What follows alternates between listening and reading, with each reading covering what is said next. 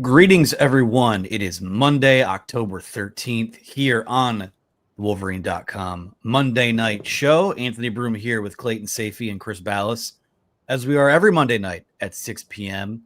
Throughout the year. Fellas, a lot to talk about today. This is a jam-packed itinerary. Michigan basketball AP poll is out. They're ranked number 7. We can probably hit on that super fast, or as however long Clayton wants to talk about it, because he's the basketball guy. I'm a basketball hater, according to the message board. Hey, I love basketball. Come on. We all do. Exhibition game this week. So season kind of gets going in earnest there. Obviously, Michigan's game at USC from Saturday. We'll wrap up some final thoughts on that and take a look ahead to what more so the next 6 games, as opposed to just what's on the line this Saturday, and what we need to see to feel that there is tangibly something to build on in the Sherrone Moore era. So a lot to get to. And like we do every week, we will take your questions at the end of the show.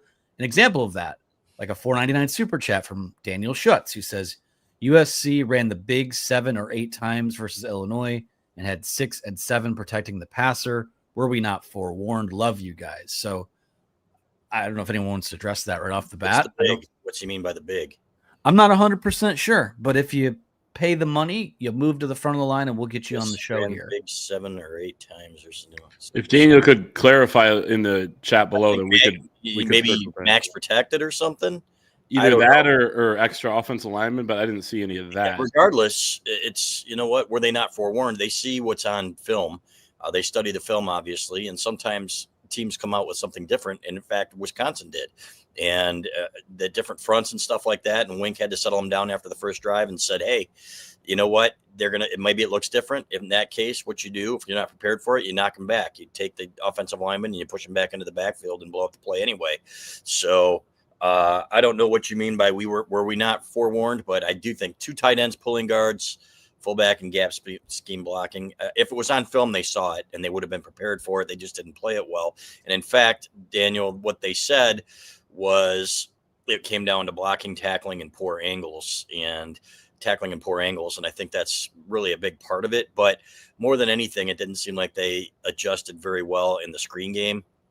It seemed to me like they were a step slow, maybe underestimated the speed a little bit of the USC offense. And, you know, you've got to do the fundamentals well if you want to win in this game against solid football teams. I was worried about USC's speed and thought, okay, this is going to be a different level. And you go out west, and as we've said all the time, for whatever reason, it doesn't matter the Michigan team, it doesn't matter the year. They go out there and they don't generally don't play very well in a true road game, and that was the case again. So, but Daniel, I think were they prepared? Yeah. When it comes to adjustments, in fact, Sherrone was asked about that, and he said with the iPads, you can adjust on the fly too. Whatever the reason, it just didn't look very good, and they failed in every area defensively, in my opinion.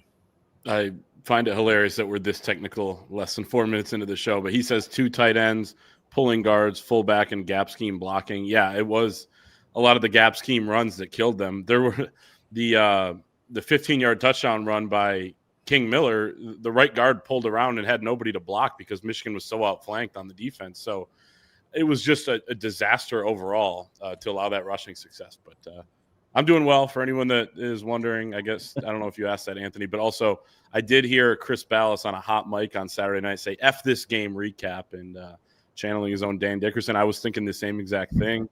You sure you didn't tune into my post game show? Just kidding. Oh yeah, true. You might have actually said it.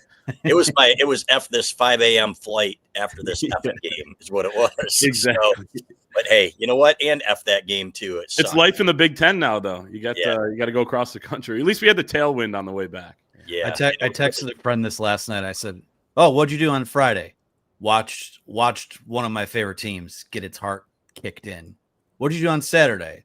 Oh, watched the team I cover and the team that we spend so much time with get its heart kicked in on Saturday. What'd you do on Sunday? Watch the pro football team I love get its heart kicked in. So watch the Chargers win. Yeah. Well, that's better for some of us than others. I wish them well, of course. But let's do some quick housekeeping here first. Love talking gap scheme and fullbacks and pulling guards before we even do the ad read. That's called setting a tone on a Monday. And another one of what feels like the how weeks, right? The buy-in week. You're coming off a loss. You got to refocus, all that type of thing.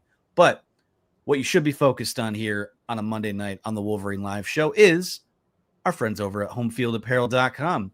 You see us scrolling through here. They've got a new varsity jacket. They've got a retro Wordmark corduroy hat, the embroidered tri-stripe crew neck. The holidays are going to be here faster than you know it. And I know some of you guys, and maybe even some of you guys on this show with me, you might be the Christmas Eve noon, get to the nearest CVS, get to the whatever mall or store is open and get a gift card. Get your shopping out of the way early. Support a good company in the heart of Big Ten country. I love this coach's jacket here that they're selling here in the bottom if you're watching the YouTube version. So head on over to HomefieldApparel.com. Start getting some of that shopping out of the way. My birthday's coming up. If you'd like to add to my collection, I'd be more than happy to hear you out there. Just drop your address in the comments, Anthony. I will, and I'll drop my PIN number too. You just run my card; it's fine. Yeah, Social Security, just in case. Yeah. Yeah, you can have it all. But head on over to HomefieldApparel.com. Great Michigan collection, great collection of a ton of schools, and support our buddies over there. So thank you to them as always for supporting our show every Monday night. Okay, last week I had a boo-boo at the start of the show, brushed right past poor Clayton Safey's game thoughts from the Wisconsin game. I'm sorry to have to do this to you now. I have to remember for you to address what happened in a loss. I wish I could have done it in a victory, but Clayton, the floor is yours to discuss what you saw on Saturday night. Well, I'm going to go back and let's just break down the Wisconsin game first. Just kidding. No, but first of all, we also forgot, and this is my fault, to give a shout out to some of our favorite listeners out there and viewers. The Sklar brothers, Randy and Jason, saw their show a couple weeks ago. We were supposed to talk about this on last Monday. We told them we'd give them a shout out, and then we didn't. So it was an empty gesture. Wait, that's crazy. But the two comedians, they love the show. They're over on thewolverine.com on our message board. They're referencing things we said on the podcast like a day before. They are super fans. They were at the game at USC. I didn't see them, but we weren't allowed on the field before the game. Would have loved to say hi, but those two are super fans, so go support their work. And they're working on something right now, writing a show with Kevin Hart. So they're up to big things. So that's amazing. The best and brightest of Michigan alums and fans are with us on the Wolverine. So shout out to those two awesome dudes. But yes, I was thinking about kind of where Michigan's at coming out of this game against USC, and they're not a nobody. They're not a terrible team, but they're not anywhere near the top of the Big Ten. They're not anywhere near their preseason top 14 ranking. They're not number 15 team in the country like they were coming into this past weekend's game, and they got exposed quite a bit in this game. They're not on the level of Indiana, Oregon, or Ohio State or anywhere close to it when you watch those games earlier on in the day. I'd say you're probably looking at the 6th or 7th best team in the Big Ten right now, and Washington might be in that same boat. So the winner of this weekend's game, could be there. And that's pretty disappointing, I think, at this point.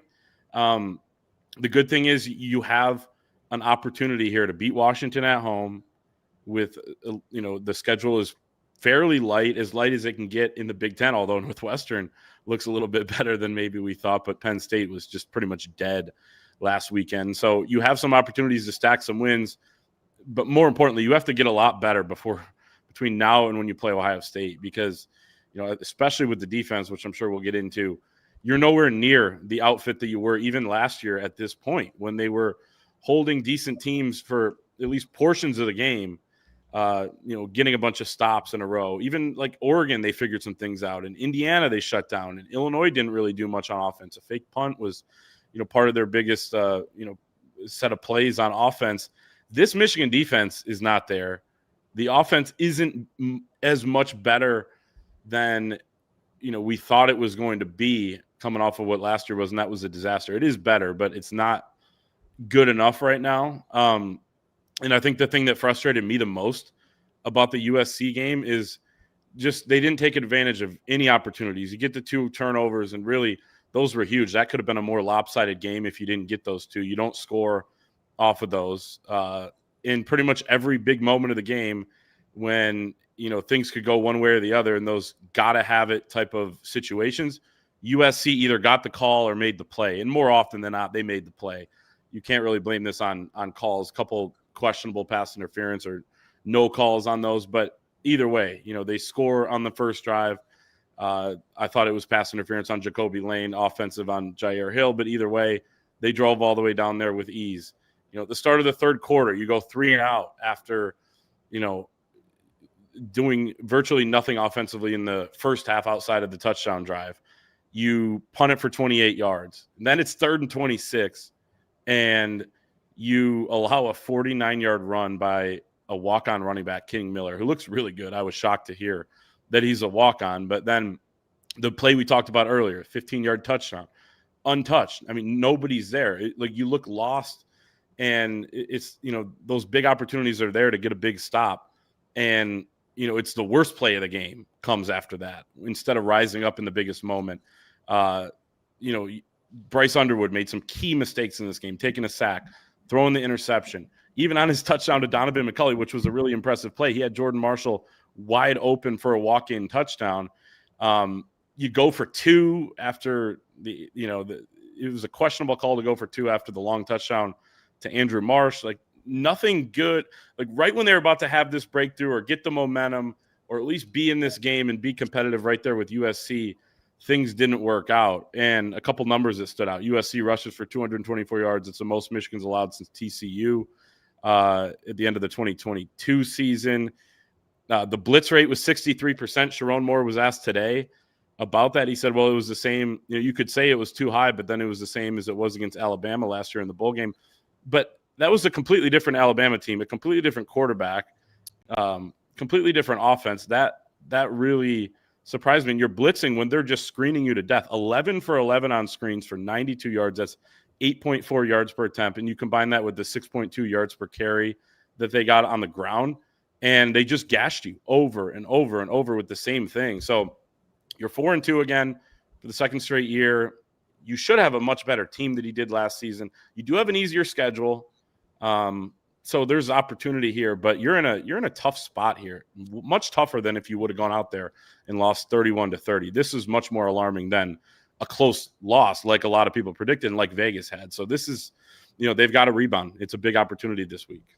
It's like Oklahoma, right? When you go out there and you expect that was your first litmus test. Mm-hmm. Nebraska, we can call it a litmus test. I don't think they're very good, and they certainly aren't as stout in the trenches as Oklahoma or USC, which is funny to say because, as Anthony wrote in his outstanding column, this is not the physical team in the Big Ten, right? This is a team you should go out there and say, okay, we're going to establish the run or we're going to mix it up and we're still going to run it down your throat a little bit.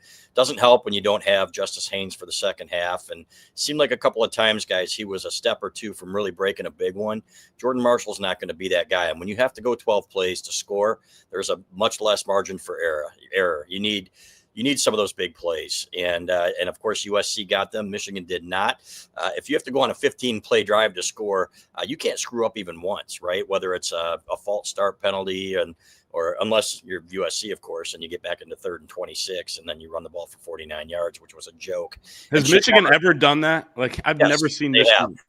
It was the Rose Bowl. It was Butch Woolfolk in 19. Yeah. Decades ago. Yes, 1981. They were backed up, I think, 3rd and 40 from their own 5. That's wild. And Bo actually wrote about this in his book. He said everybody was pissed on the coaching staff. No, Bo, don't do that. Don't do that. And he runs a draw play with Woolfolk, and he gets 50 yards and a first down. So, but to your point, it should never happen, ever. It was ridiculous that the missed tackles. That was a critical point in the game where, okay, you're still in this thing, and you've got a good opportunity here, and you blow it. So, but it's more than that. And somebody over here writes the same thing. You know good football, you know bad football, guys, if you've been watching for decades like we have. And when I watched Indiana, for example, and I know people are going to get pissed off and say, well, you always look at the best team. Does Indiana have better talent than Michigan across the board? At a couple positions, they got a great quarterback, right? They went out there and played hard-nosed football where every guy was in the right spot. I wrote this in my column after the game. Every guy is doing his job, and you could tell that was a well-coached football team. And it was unbelievable what they accomplished at Oregon under Kurt Signetti, who's an outstanding coach. And I'm looking at Ernest Hausmann play some really bad football at times, guys. I don't want to pick on him, but this guy is a captain and has played a lot of football. And there have been times that he's been poorly rated by PFF and in the building as well, where they're thinking, okay, this should be better than it is, whether it's coverage, whether it's fits. Brandon Hillman, somebody mentioned over here, going for the big hit instead of wrapping up. How many times did we see that or see him out of position? We thought it would be helpful with Rod Moore coming back there. And frankly, I don't know what else he could have done, but that defense was abysmal and frankly embarrassing.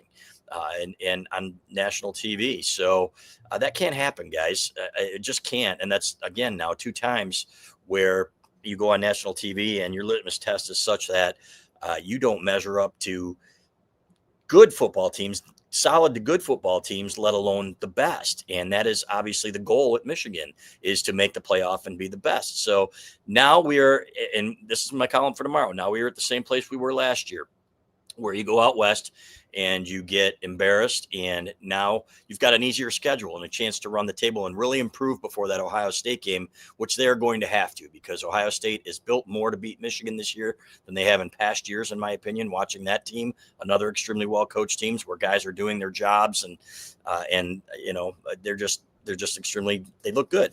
So, but it starts with Washington. That's going to be a tough one. I can't lose a game that you aren't supposed to lose, whether it's at Maryland. I can't even imagine at Michigan State, the meltdown if that were to ensue. But you got to win these next 5. That's all there is to it. Super chat here from GoBlue982 for $20. A big one today. Appreciate that. He says, I feel like they regress each week. We get told we'll fix it and do better. I don't see it. The 2 biggest games so far, we look like the Keystone Cops. I've never been on the fire Sherrone Moore train, but I'm doubting his leadership. And that's what I wrote this weekend in terms of, first off, I remember we did one of these shows before the year, and I said, I think they're probably going to go 4-2, and people will freak out. But because of what the second half of the schedule offers, it might be a little premature. I'm going to back off of that now, only because what we've seen in these 2 losses they've had essentially look the same as all the other losses they've had. 6 of Sherrone Moore's 7 losses at Michigan have been by double digits. And oftentimes they don't look ready to go right off the bat.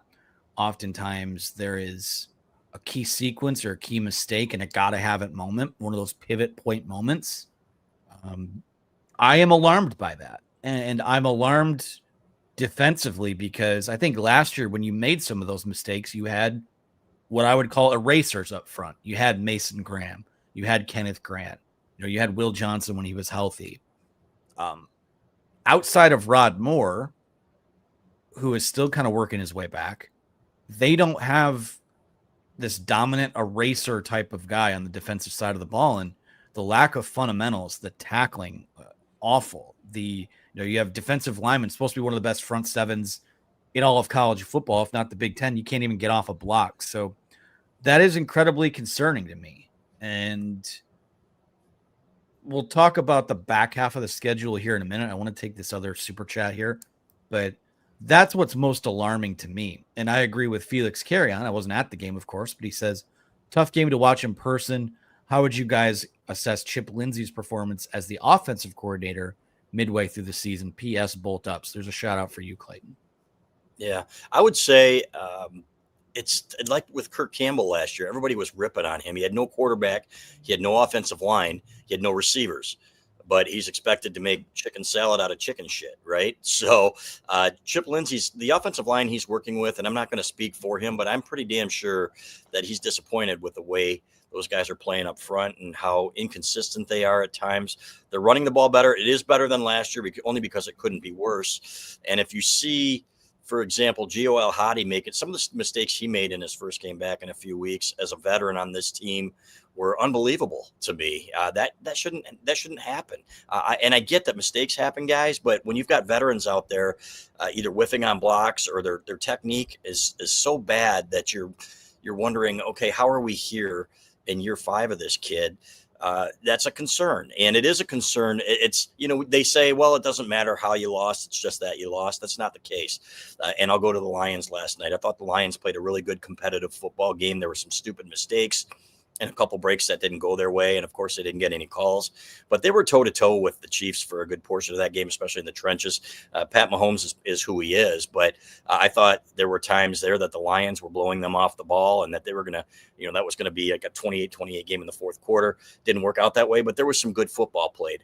I did not see good, solid, fundamental football played either against Oklahoma or against USC. And it doesn't really matter what they say in terms of, well, yeah, there were times we did this and times we did that. It's not about times. It's about doing it consistently so that you can win a football game against a good team. And I'm not trying to be overly negative here. I know a lot of people think that we are, but you have to call them like you see them.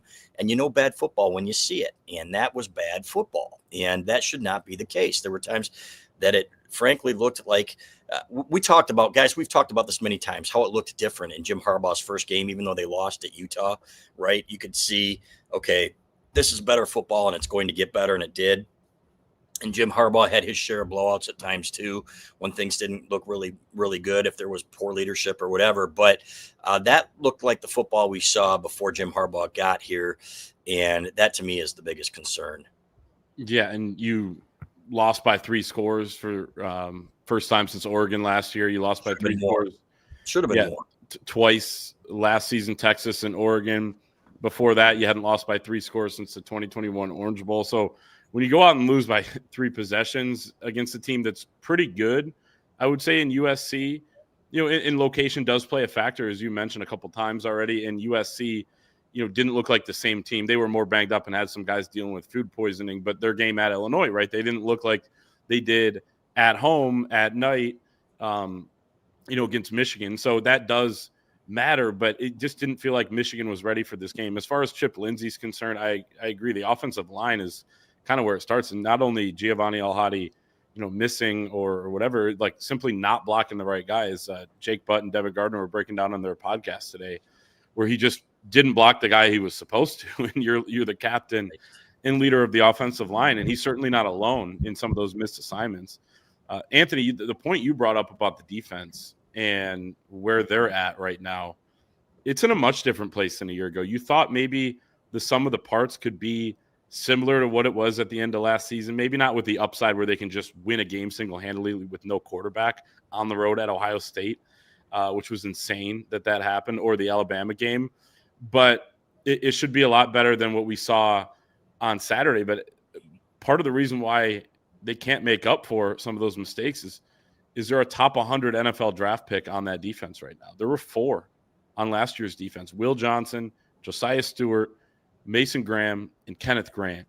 And now you have 0, I would say, in terms of guys that will get drafted next year in the top 100. Jayshon Barham is a difference maker in terms of he can make a huge difference on a given play, but it's not every single down. It's not consistent enough. I don't think he's fully picked up the nuances of that edge position that they moved him to, especially in the run game. And, I didn't want to – we're not there to give opinions at a press conference, but I was asking Lou Esposito about that last week for a reason, and he said that he has picked it up, and there were some things that Pernell McPhee, kind of the edge coach, has had to work on with him in the run game, which is kind of like, that's what I'm thinking here with that. So there's not the high-end talent on that side of the ball. The high-end talent on the offensive side of the ball is really young, which gives you encouragement for the future. But for right now, it's like you don't have the difference makers. They didn't feel fully prepared for that game. So that's coaching, talent, execution, like all of it was just not good enough on Saturday. So I think that moves me into what I want the crux of our conversation to be tonight. And that is what's on the line this week, what is on the line in the second half of the schedule. I'll bring that up here right now. Washington, Saturday at home.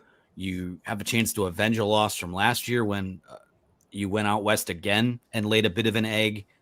You are going to be favored in 5 of these 6 games before Ohio State. The Washington game, you're a 6-point favorite. Michigan State, you're probably going to be a double-digit favorite against a team that if they don't fire Jonathan Smith before then, you might have a chance to embarrass them, so they do fire him.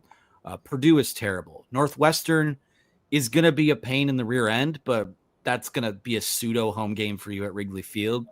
Maryland looks better than they have been, but they are, it's still a game that you should win and you'll be favored to win. So for me, I look at this Saturday, and there's a reason we asked the question at the start of October. Like, guys, you got out to a similar start last year. You were 4-1.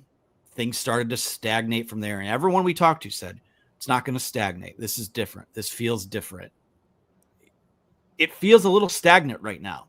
Coming off of a bye week, the week of September 27th, you come out, you play a game against Wisconsin, which, if we're being honest, probably should have been a name your score type of game, but they were rusty and didn't make, another game that's been a characteristic of this year, sans the CMU game, is that it was closer than probably the score indicated.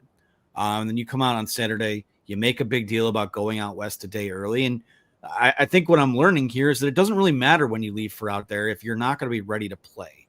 And this game on Saturday, it's more than just a get right spot. It is, I think, your season and the trajectory of your program. I don't want to overstate it, but if you're sitting here at 4-3 after Saturday as a home favorite against a team in Washington that is good, has some really good pieces, but you'll be playing a 9 a.m.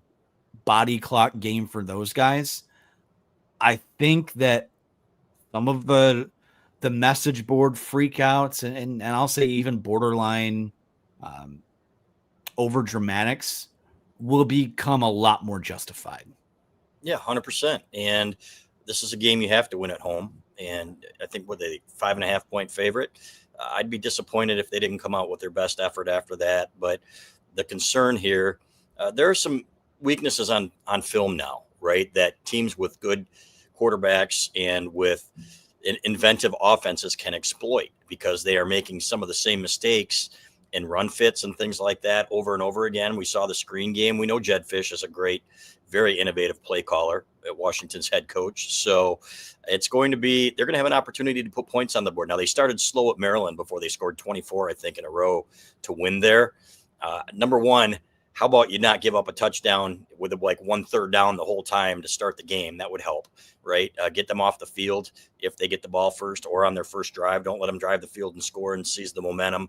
And then you feel like you're in for a game, right, when that happens. So, but the concern to me is Damon Williams Jr., who Clay's been loving for a couple of years. This kid can play. And what do you have, 500 yards of offense last week? Something like that. That's Denard Robinson-esque. So if you lose contain like you did have really in a lot of the big games this year, you're going to have an issue. And this kid's going to make you pay for it. They've got a good running back as well. You should be able to put up points. That's, of course, that's what everybody said against USC too, right? Is that, hey, this could be a track meet. And I even predicted 31-27 USC. I thought there would be a lot more points scored by Michigan, but clearly that didn't happen. So you don't know when you have a freshman quarterback too, who made some key mistakes in that USC game. He's not perfect either. He just turned 18 years old. And for as good as he's been, and he has been, and he's going to be a great quarterback here, he's going to be playing in the NFL. He is still a freshman, and he made some freshman mistakes, not throwing the ball away, getting out of field goal range in one of those early drives. So they're going to have to run the ball. I do think Justice Haynes will be back. From what Sherrone said and from what we've heard inside the building, they need him. Jordan Marshall is not the back that Justice Haynes is. Regardless, though, guys, what you've got to do is find a way to get back to playing good fundamental football. The fits have to be right. The coverage, the guys have to be in the right place, so you don't have receivers running wide open. You're late to a seam route. You're not handling your responsibility. That's what good football teams do, and that's what they need to do and continue to improve these next 5 games to have a shot against Ohio State. And everybody's going to say, oh, it's Ohio State, so on and so forth. Ohio State's got a good football team. If Michigan doesn't improve, continue to improve, Ohio State's going to win that football game pretty handily in November. There's a lot of time between now and then. These guys can improve before then, but they got to get the basics down. And to me, that's been the biggest disappointment. Yeah, I think there's a ton on the line, obviously, this week and the rest of the way until you play Ohio State, because you can't lose any games if you want to make the college football playoff for the Big Ten championship game. But more importantly, you just have to get better day by day, fix a lot of the mistakes, as Sherrone Moore said, fix them ASAP, and move forward. Now, all these, whenever we have topics like this, all the hypotheticals seem to go, well, if you don't, then this. Well, if they do, and they bounce back and they beat a pretty good Washington team at home, then you do look at the rest of the schedule. And of course, it's a big game against Michigan State, and it's a huge game. It's a bigger game for Michigan State, typically, all things equal, than it would be Michigan. But in the spot Michigan's in with actually, some goals to play for after potentially beating Washington, the Wolverines will understand what that one would mean for the rest of their season, and they could see a light at the end of the tunnel here. Then, I think you're in an okay spot with this schedule. I've said it since the summer. I mean, I think the schedule sets up pretty well, and the football gods gave them one after what was a gauntlet last season. So there's still a chance here to stack a lot of wins. Washington, Michigan State, Purdue, Northwestern, Maryland. I mean, it's not murderer's row at all, but you have to get a lot better while you're winning to compete with Ohio State at the end of the season, because that Ohio State team looks ridiculously good right now. I think they're number one in the country, and by quite a big margin right now. I think Miami has a case for that as well. Hell, Indiana may have a case for that when it's all said and done. That's a legit Indiana team on another level, and you don't play them, so that certainly helps. Okay, and Clay, how many top 100 defensive players on defense for Indiana this year? I'm not exactly sure. I haven't dug into that. Yeah, well, it's not a lot. I'll tell you that. Probably. They had a couple first-team All Big Ten guys come back. Right, exactly. Yeah. But D'Angelo Pons could together. be. So Aiden Fisher could be. Right. Yeah. So they have some high-end talent, but they also are really well coached and play together extremely well. And you mentioned the screens. I mean, we talk about it for years, and we talked about it. I remember last year talking about the good shit Jed Jim Harbaugh gif. Comes from, I think, the BYU screen. The pump fake left, pump fake right, and then Khalid Hill was wide open over the middle. He's a great screen coach. Jim Harbaugh used to talk about that. And the numbers that back up what you're talking about, Chris, is DeMond Williams Jr. on screen passes this year, 30 for 30, 328 yards and 2 touchdowns, 10.8 yards per attempt. It has yet to be stopped, right? I mean, people have tackled them 28 times, but 2 times they've gotten into the end zone, and they're averaging 10.8 on those. So you're going to see those this weekend and prove that you can stop it. And if you're going to blitz 63% of the time, whether or not PFF has that number accurate or not, because I know Wink Martindale, has contended that those numbers on some of the analytics sites aren't correct. But either way, it was very, very high. They didn't seem to adjust, so they're going to have to get a lot better and be more prepared for this game. But, Washington has not fared well under Jed Fish on the road, especially in the Midwest. Really, the teams other than Oregon on the West Coast have not fared well in the Midwest. So, you have a shot here to get a big win and get the vibes back. And there's no team on the schedule, to your point, Anthony, about the point spreads going forward. There's no team that really scares you other than Ohio State. And they don't scare you as much as they would scare a regular team, because so many guys on this roster have beaten them repeatedly over and over. Hello to the Buckeye listeners out there. And there are a few of them in there. I've seen them in the comments. This game Saturday, it feels like a college football playoff elimination game. Washington comes into this game at 5-1. Now they're scheduled. They played Ohio State. That's their one loss. But we talk about runway. After they play Michigan, if they find a way to get this game, they're going to host Illinois. They're going to play Wisconsin and Purdue. They're going to play a UCLA team that, it's been fun for them the last few weeks, but it's still an interim head coach and one of the worst teams in the Big Ten. And they close things out with Oregon at home. So there's a ton on the line for them. And Michigan, same deal. 4-2. You get this win on Saturday. You're 5-2. And then you go into 4 games that you won't just be favored in, but if you're any good, you win by multiple scores. That is what's on the line on Saturday. And that's, if you don't do that, then you're sitting at 4-3. I don't like to do the either or thing, but in terms of, we talk about these pivot point moments or these pivot point games, this, I don't want to say it's the season's teetering by any stretch, but depending on the outcome of this game, it really could go either direction. Because I don't know if they're well coached enough to dig themselves out of a 4-3 hole. I don't know if they're mature enough to deal with multiple losses in a row. Like, I do think there are some maturity questions still with this group. But the best way to grow up is to learn together and to win and put that stuff behind you. But 6 weeks into it, I'm not crazy about it. I think that there have been some good highs. I think that there are individual things that if any of it comes together sequentially, you're going to be a pretty good football team. But I have question marks about that. So any other thoughts on what's ahead? Let me ask you guys this. Against Power 4 teams since the beginning of the year to now, where has Michigan gotten better? They haven't. Maybe run blocking a little bit, but Oklahoma was just a good team, so maybe not, right? Maybe that was just the best front you'll see. Yeah, and that's the Ohio State. That's the problem that I have.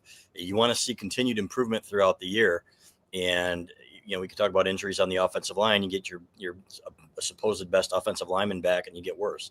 So he was their worst offensive lineman by far on Saturday, by the way. And that's not okay. Let's be honest here, guys. That's not okay, and this is not a meritocracy.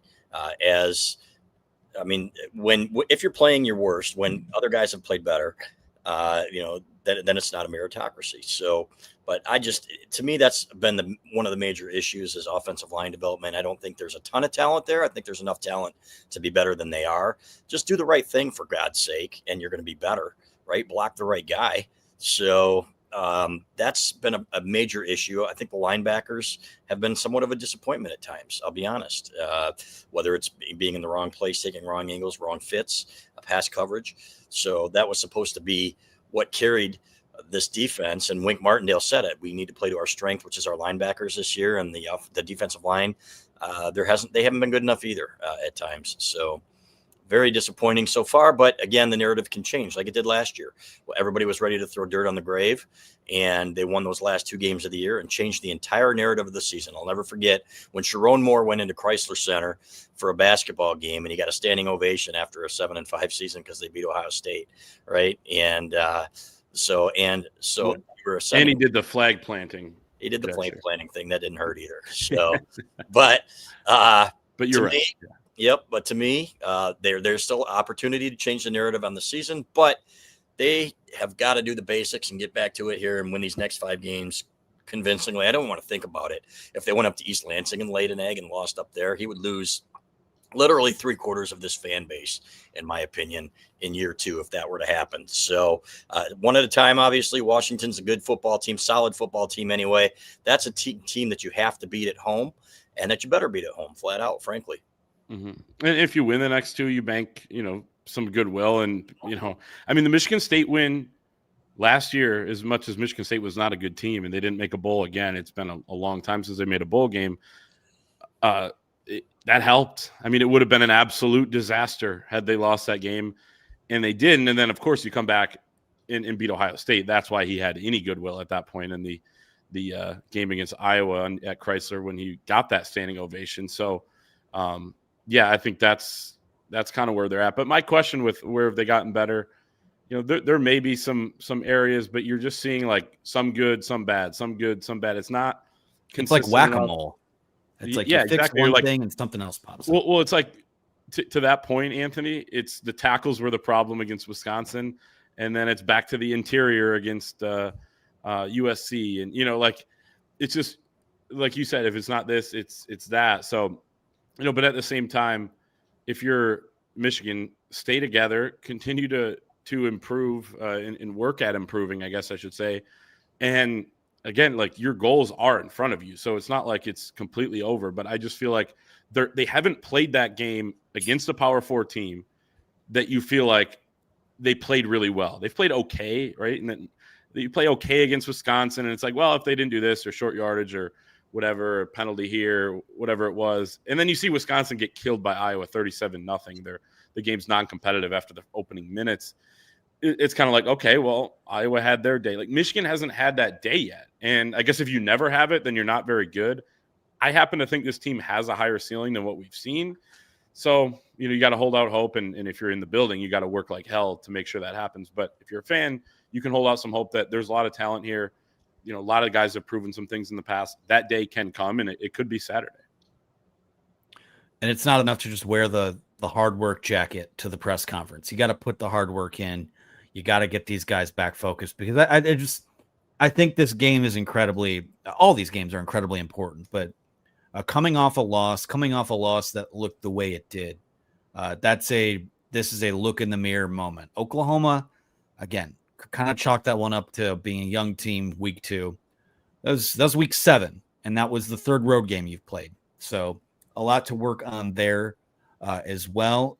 Before we get into questions, first I want to give basketball its due. There is a Big Ten Media Day recap from the car ride home in our podcast feed. If you haven't heard that already, not a whole lot has changed since then. AP poll comes out today. Michigan is ranked 7th ahead of the season, and we've previewed a lot of the narratives with this program, previewed a lot of the players and what have you. But I'll just say this: 7, too high, too low. What are we feeling here?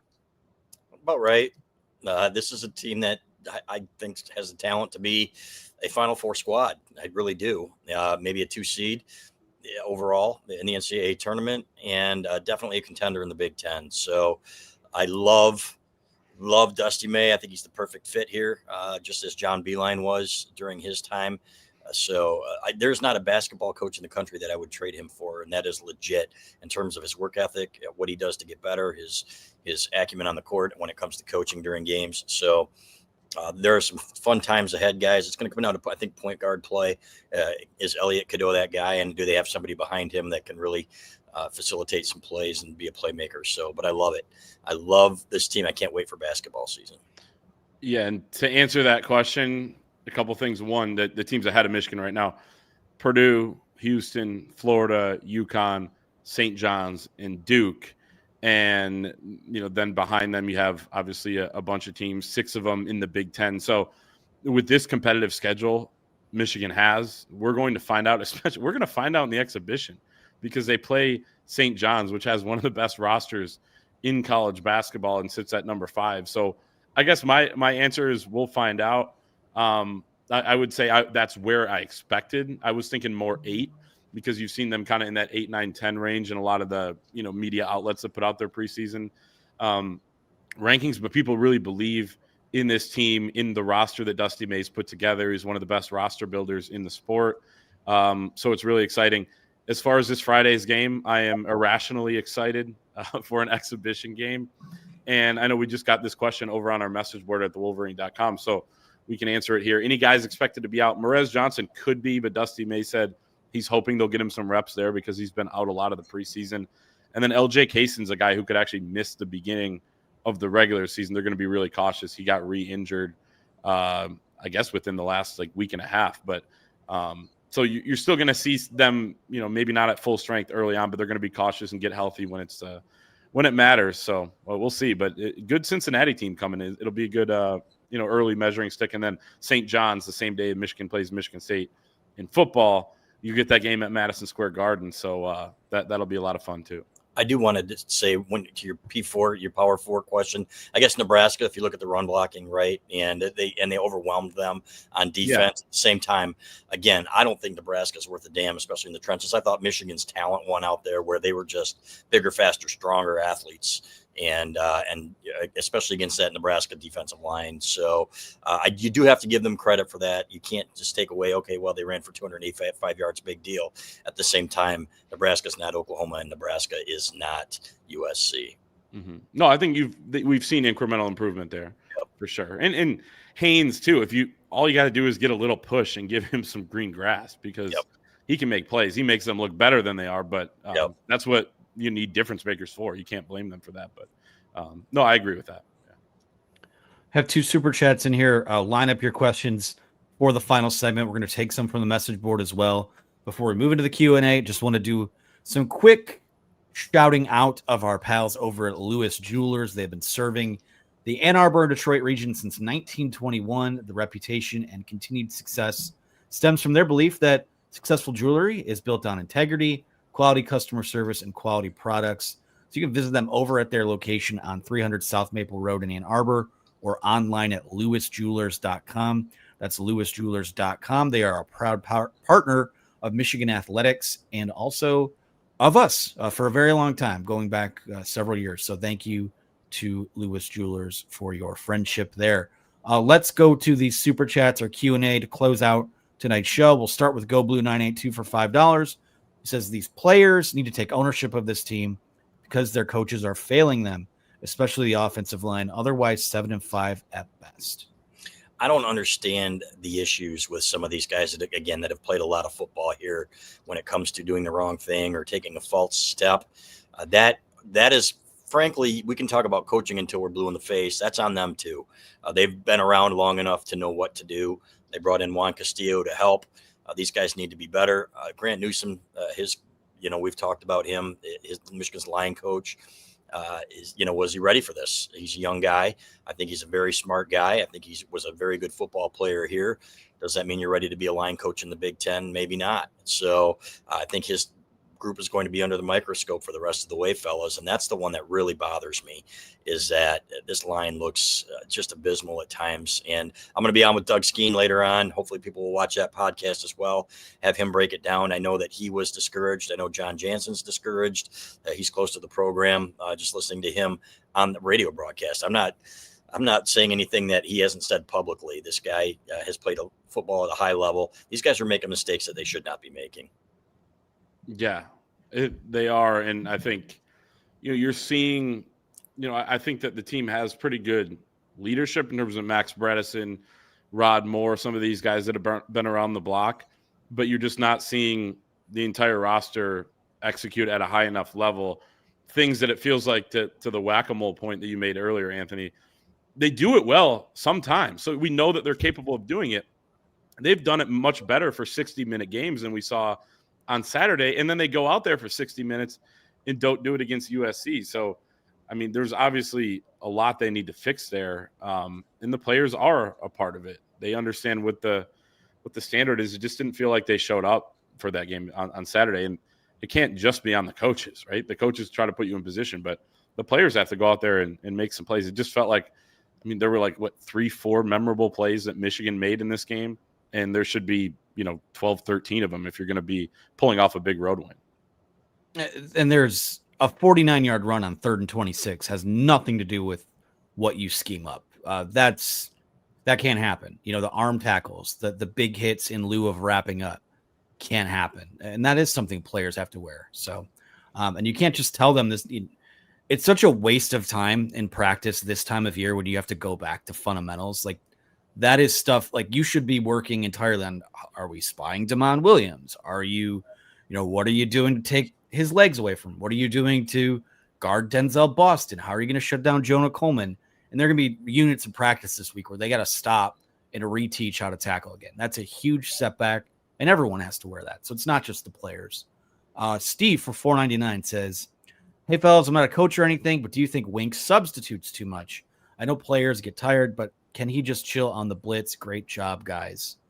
That's one of my least favorite things, specifically in Saturday's game where, you go down, you have one of the best drives of the season, giving them credit for that. 14 plays, 86 yards, or 16 plays, 84 yards, whatever it was. Long, sustained drive where I think that's the drive that Justice Haynes got hurt on, but looked like maybe you'd turn a corner and maybe you're going to be in the fight. And you come back on defense and you've got, it's no disrespect to any of the players, but you've got Dom Nichols and Nate Marshall on the defensive line. You've got some younger, greener guys in the back seven on a drive where USC drives the length of the field right before the half, puts another touchdown up on the board. And all of a sudden you're, I think it was one of those situations where, you make a stop there and at worst, you're just sitting on the ball coming out of the, and just getting in the locker room. So yeah, that is a pet peeve of mine with him. Yep. I agree. And, if you've got guys that aren't getting the job done, and here's the thing, I'll give you an example. It was the Brandon Hillman play in Nebraska, right? You want to give a teaching moment after he gets the penalties, right back out there on the field again, after a taunting penalty on the sideline. To me, you're right. The substitution patterns don't make a whole lot of sense at times, and I think that they overthink it at times. Go with the hot hands and the guys that are playing well. They aren't tired yet. So as for the blitz, no, I don't think he's Don Brown 2.0, and I think that Wink, we've seen, has adjusted extremely well in some games. If you saw, obviously, Ohio State last year, Alabama, he blitzed a lot, but it was, he picked his his times to do it. I'm not willing to say that, okay, he's an issue, that he's Don Brown 2.0 at this point. Let's see what happens here in the next 5 games. Yeah, the subbing. Well, there are 2 issues I have with the subbing. One of them is when it's tempo and your guys aren't lined up, like we saw even on the first drive of the game. That helped USC drive down there because Michigan just wasn't set, and that's one of their big things that they say that Wink Martindale talks about a lot. That if we're lined up and we're set, we're a really good defense. And it's true. At least gives you a chance to be a good defense. It's a prerequisite. You can't not be lined up. Maybe you have a little more tired guys out there, and you don't sub, but they're going up tempo. You don't have time to sub. And then the second thing is the rally groups that they talk about where, they're so deep on the defensive line. So it's 3-4 plays. And then they have this rally group that comes in and they're fresh and maybe the offensive line isn't, and they get after them. So they'll do what they did, like you said, Anthony, starting with Dom Nichols and Nate Marshall to begin a drive after 14 plays, 86 yards, like you said, for a touchdown. The other guys were just resting for 15 minutes of real time.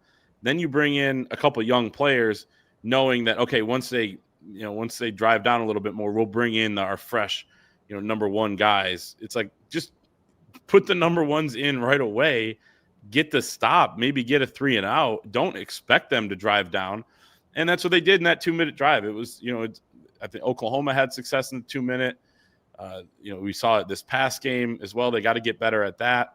And part of it is the substituting. So, yes and no, but they definitely have some things they have to clean up with the substituting. And just I have a philosophical difference with the way they use those rally groups, because I just put the best guys out there to start. Then the other guys will be fresh.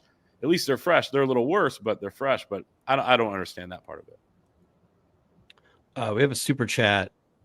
I'll save it. Go Blue 982. I'll save it for the end of the show because you asked me to. So I'll take one from the message board here. This is from QED, our friend Chris from Germany weighing in. He says, if you're Sherrone Moore this week, how do you approach the team? Are you reassuring them and boosting their confidence after a devastating loss, or are you calling them out and challenging them? I think it needs to be the second one. I do too, but I think his approach is such that he's more of a friendly guy and a player's coach. And he says, coach him, love him, but coach him harder. Right. I think he needs to coach him harder. I think there needs to be a little fear. One of our colleagues today said, you look at the best coaches in the country and there's a little bit of fear there. They know that they are loved. Sometimes it's after they leave, like with Bo Schembechler. Right. But there needs to be some fear in there that, hey, and the problem in this era, guys, if you're too hard on them, they can say, well, I'm going to take my money and go somewhere else next year, because that's how stupid college football is now. So there's got to be a balance. But to me, he's got to say, okay, this is unacceptable. You've got to go into that film room and start showing clips. I don't give a shit if you're embarrassing somebody, and say, how is this acceptable for a 5th-year senior, for example, if you're looking at an offensive lineman and saying, can you please, like Doug Skeen said, Les Miles used to do with him back in the day, Skeen, why don't you show us why you sucked on this play and you didn't care enough about your teammates to do your job, or something like that? And you get embarrassed and you may go out there and you make damn sure you don't do it again. I'm seeing a lot of the same mistakes, guys, that we saw last year. We're seeing again earlier this year. There needs to be some accountability. And I don't think there's been enough of it, frankly. And it's one thing to be a player's coach, but when it comes time to chew some ass, you better be chewing some ass. It's funny. Jake Butt was saying on his podcast today that he feared Jim Harbaugh and he envied the guys on the 2023 team that won the national championship because it looked like they had a good relationship with him. And now Jake has a good relationship with him, but it's different when you're a player. And he talked about when Brady Hoke was the coach, Brady would walk in the room and they'd all go crazy and cheer. Hey, he's one of us. Kagger. Yeah. Yeah. It was a little more of a casual, let's say, or a country club type of environment. I know that term gets thrown around. And then when Jim Harbaugh got there, they're sitting in their seats. It's dead silent. It's before the first team meeting. And Colonel Jim Minnick walked in. They thought it was going to be Jim, but it was Colonel Minnick. And he walks in and he says, I know you guys used to cheer when Brady would walk in. We're not going to cheer when Jim walks in. We cheer when we win. And Harbaugh walked in. You could hear a pin drop in that room. He commanded the room. Everyone had their notebooks out. They were sitting up straight and all that. I'm not in the team meeting, so I don't know what it's like or whatever, but I know that's been a big talking point with the fan base the last couple of days, just kind of the, maybe the mindset or Devin Gardner, said that he doesn't like that Sherrone Moore has handshakes with some of the players and and whatever, and all that. But I think Sherrone Moore is a fiery coach as well. He especially pushed the guys on the offensive line, so he can do both. And to your point on the portal era, I wouldn't want guys that would bolt if you coach them hard anyway, though. So maybe it's a better thing if guys like that leave. So, but yeah, it's hard to know. I mean, we're not in there, so I don't know how he does it in a team meeting or whatever setting. But yeah, they've got to push these guys because they can be a lot better. It's to their own benefit. They can be better. You've shown me that you can be better. Why don't you go out and do it? Well, just speaking from experience, fear and shame is a great motivator, and it fuels me often here at thewolverine.com. So that's how I roll here. I'd love to see more of that, I guess. J.R. Morris for $9.99 says, do you guys think this is an NIL era issue, meaning players made their bank and they aren't putting the effort in practices and the weight room? If so, this is a coaching problem. No, because I don't really here's the thing is for all of their pitfalls, these last 19 games now of Sherrone Moore, and it's a situation where I just think we're seeing guys play hard, but they're not playing very smart. And when you play smarter, that's coaching. So this doesn't feel like looking what's in the other guy's pocket type deal. I think this team likes each other. I think they play hard for Sherrone Moore. I just think they are coached incredibly stupid sometimes. And, maybe subliminally, right? Hey, I'm getting my money or whatever, and so on and so forth. But these guys want to win. They still want to win. But again, I go back to that 2023 program where those guys had like $4 million, right, combined. And they came back to win a championship, and they had that fire burning in them. Do I sense that on this team? I really don't. But again, I saw a lot of smiles after that game, and, hey, go get me my chicken sandwich. Let's get on the bus, as Scheme would like to say. Maybe I'm overblowing it or a little bit, but that didn't sit well with me. Yeah, I didn't see that other than Bryce Underwood smiling a little bit at the end of the game. But those guys were devastated in the press conference and things like that. So I don't know. I can't necessarily go there. And I think that every player around the country is getting paid. So if it's a problem at Michigan, it's probably a problem elsewhere. But if that does seep in, it's up to the strength coach and the rest of the coaches to kind of weed that out. But it's hard to say because we're not in those workouts and meetings.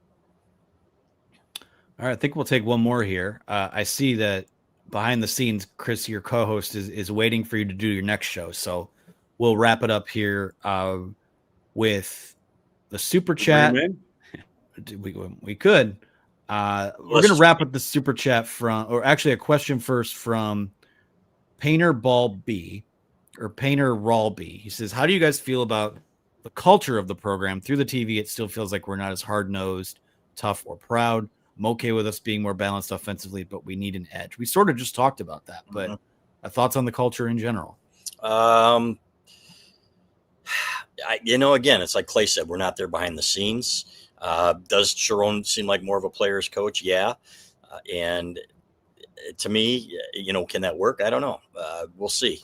I think the guys respect him. I think they love him, but time will tell. And I think a lot of it, again, they talk about this being a young team. They are still young at a lot of positions, guys, right? And guys playing for the first time. So, but when it comes to culture, you generally know it by year 3 or 4 of a coach.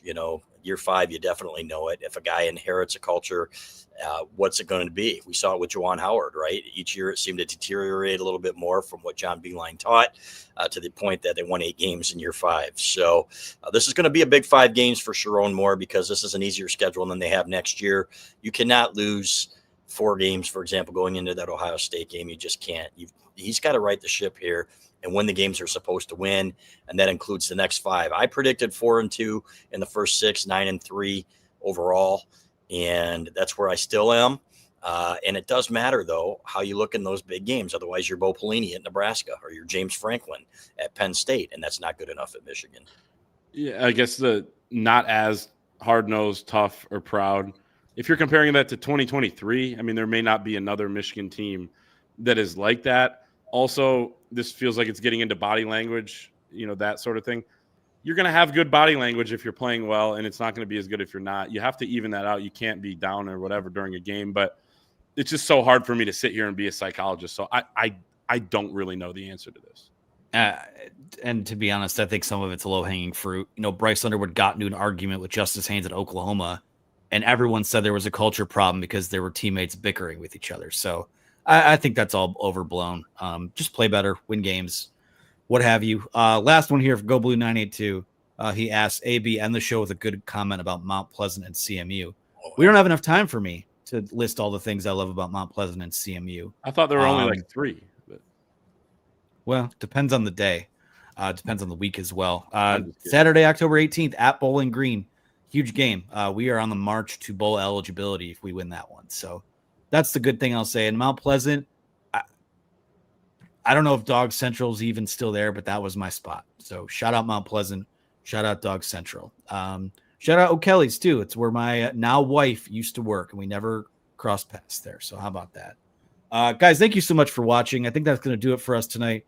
Be sure to use that promo code UM1 for 2 months of access to our site for a single $1. It's what Clayton Safety calls the best deal in America. So take advantage of that. That's going to take you almost into the holidays now.